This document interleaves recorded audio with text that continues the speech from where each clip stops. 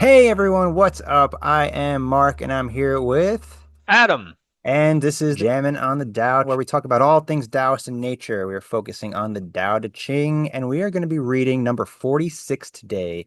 And I'll kick it off to Mr. Adam. Yes, this reading is from the Ursula Le Guin translation, and she titled this one Wanting Less, but it's 46. When the world's on the way, they use horses to haul manure.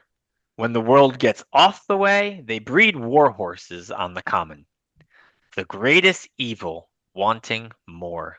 The worst luck, discontent. Greed's the curse of life. To know enough's enough is enough to know. Ooh, Yeah, that's a little clever right there. read that last line again. To know enough's enough is enough to know. I like that. Yeah, that's cute and that's clever. Uh, and it really does, speaking from the vantage perspective of the United States of America in the year 2025.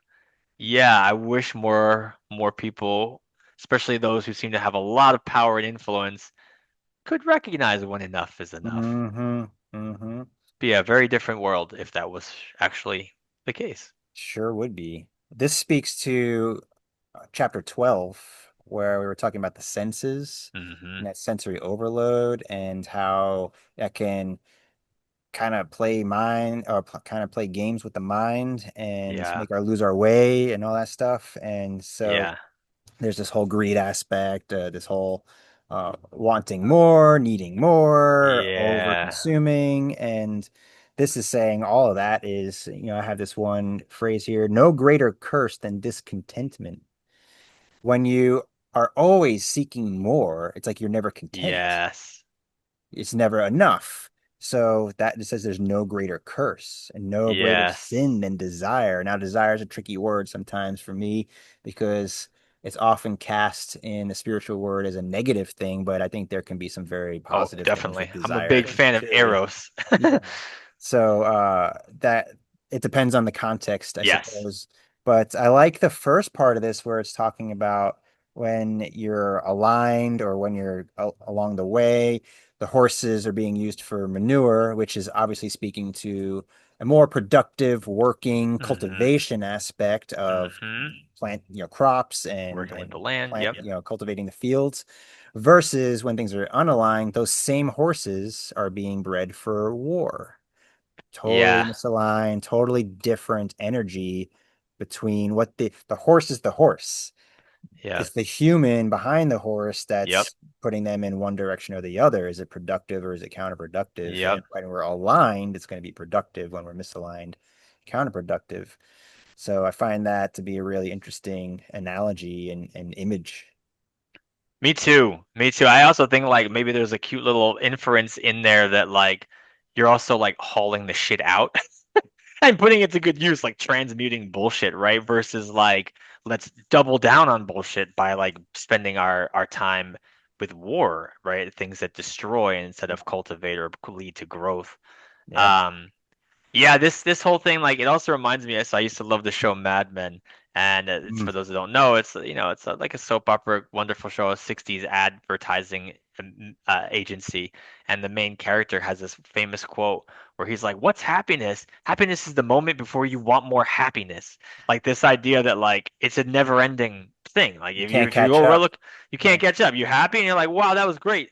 I need to be more happy." I mean, I know with my own like addiction struggle with like alcohol was like that where like I would drink, be like, wow, I feel really good. I need to drink more so I can continue to feel great. Like it's like what? What is going on in that Well, that brain goes for any chemistry? addiction, right? I mean, Really? that's really the psychosis of the addictive personality of you're never satisfied, but you're using some sort of crutch to feel satisfied, but you're not actually satisfying yourself. You're satisfying Yes. maybe an immediate sensory input, but it's never enough. And you got to keep on going. Yes. And that leads to the obvious addiction. And that can go for Yeah.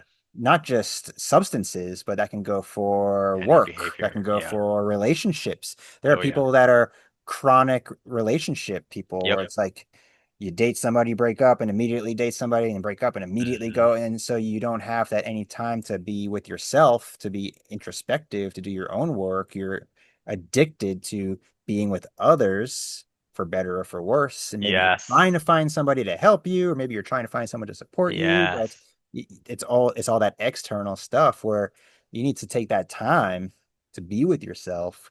And even with work, we use this modern term of the work-life balance, but it's very important. People who are constantly work, work, work, work, work, go, go, go, go, you're not allowing yourself that time to reset and to recharge and to rejuvenate. Yeah. That way you can be more productive when you work. Yeah. And that's a big problem in this world for sure. And even where I grew up in my career in New York City, that's like the epitome of Oh my gosh. the rat race. There's other cities in this world, of course, but here in America, I'd say that's probably one of the highest profile working cities, and it's just non-stop. It's literally Oh, called the city that never sleeps, and it's but so true, yeah, it's but true. it's not healthy. It's not. No. And like yeah, New York culture is really unique in that regard in the both like the it's not only the work like status stuff, but it's also like the social elements where it's Yeah, like you the bars culture is don't just close. no, it's just always people filling in Constant every minute of their shopping. days with Yeah. some And that's where Mad activity. Men, you referenced Mad Men, Yeah, it that's takes where that took place. place, Yeah, in yep, the advertising world. And I yep. I ended up in that advertising world many decades after that show took place in the 60s. This was in like the mid 2000s when I was there, and it wasn't very different, Oh, I'm honestly. sure not. I Yeah, wasn't really in that corporate world, but my wife, Natalie, was, and it was the same kind of thing where people were yeah, having these drinking lunches and yep, yep, men were cheating on their wives with the yeah, secretaries, and it was all about schmoozing and wooing the big client for the yeah, big dollars. And this is yep, like talking 2005, yeah, 2010. same shit. It's Yep. no No, different. no, not at all. And that's even 15 plus years ago at this point, and I'm sure it's the same and even worse now with all the new tools coming out and the way the Yeah. workplace environment has changed so much in the last few years. I'm sure it's even crazier now. No, it is. And like I really also like love that they bring us attention to the disconnect, get discontent. Like I like how it's like the greatest evil is wanting more, agreed. The worst luck is discontent. And I like how they phrase that where it's like it's bad luck because discontent's really hard. And when people are discontented, they're like want to do anything to be content, to be happy, like we said. And you start searching for anything. I feel like where this practice like Qigong and a lot of the Taoist practices can come and help is like when you're able to just like allow the discontent and sit with the discontent and really ask questions of your own discontent versus just trying to stop it, right? Because that's where people get crazy. Like even in the show Mad Men, like he has this discontent. The main character is like the ultimate discontent character, and he keeps trying to fill all the holes with sex, with parties, with more business, more money, and nothing fills it. The only thing that eventually, spoiler alert, in that show is that he has to freaking realize like who he was, this whole, and had to deal with this persona he created, which for him Yeah. was very literal. But for us, it might be less literal than like a character which he literally made up in that show. But like for us, it's the same thing where like we realize that out of our discontent, we've created these egos, we've created these habits, we've created these patterns. And it's not until we finally be like, oh, sometimes a lot of us we tried everything, doesn't really fill that discontent. And we're like, wait, what is it? And we realize our soul is just yearning for something else, Mhm. whatever it is, whatever that resonance is. That's something that for you to find out. That's why yeah, you mentioned desire. I also feel like desire can be powerful. I love the Greek myth of Psyche and Cupid, which is the idea of like Psyche's soul.